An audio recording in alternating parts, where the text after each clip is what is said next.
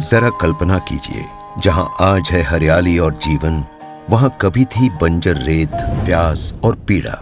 पश्चिमी राजस्थान, जो एक समय समृद्ध सिंधु सरस्वती संस्कृति का हिस्सा था, सरस्वती नदी के लुप्त होते ही बदल गया भीषण मरुस्थल में।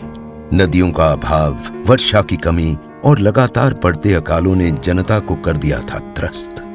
वर्ष 1899-1956 या अकाल, जब सूख गया पानी और खाद्यान्न के अभाव में भूख से हुई भीषण जनहानि ने प्रदेश को डुबो दिया था वेदना में। तब बीकानेर के महाराजा गंगा सिंह ने अपने हृदय में धधकती पीड़ा को एक संकल्प में ढाला कि फिर कभी उनकी प्रजा को नहीं करना पड़ेगा ऐसे संकट का सामना। समाधान एक ही था, पानी। लेकिन रेत के अथाह विस्तार में कोई स्रोत नहीं था। तब महाराजा ने ठान लिया पंजाब से सतलज का पानी बीकानेर लेकर आना। इसके लिए बननी थी लगभग 157 किलोमीटर लंबी नहर।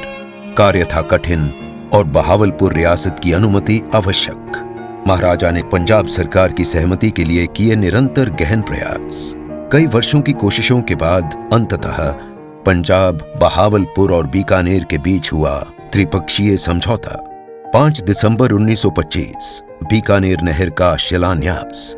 फिरोजपुर से शुरू हुआ निर्माण। 1920 के मूल्य के अनुसार 5.5 करोड़ रुपए की लागत। संपूर्ण बंदोबस्त किया स्वयं महाराजा ने और केवल 2 वर्षों में तैयार हुई 157 किलोमीटर लंबी नहर।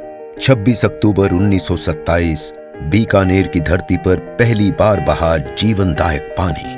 थार हरा हुआ, रेत ने अन्न का सोना उगला और अनाज की कमी से जूझने वाला प्रदेश बन गया खाद्यान्न का भंडार।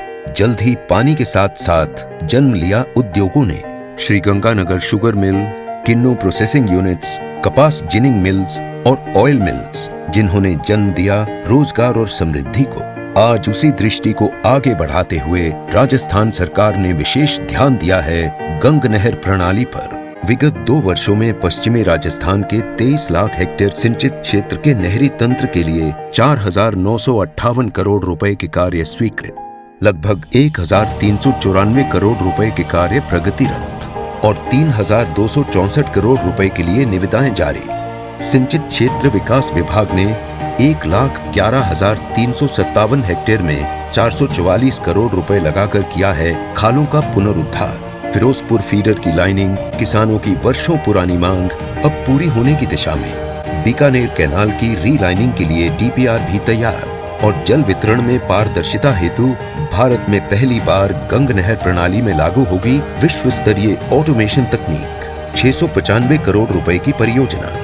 5 दिसंबर 1925 को महाराजा श्री गंगा सिंह जी ने किया था राजस्थान की पहली मानव निर्मित परियोजना गंग नहर का शिलान्यास।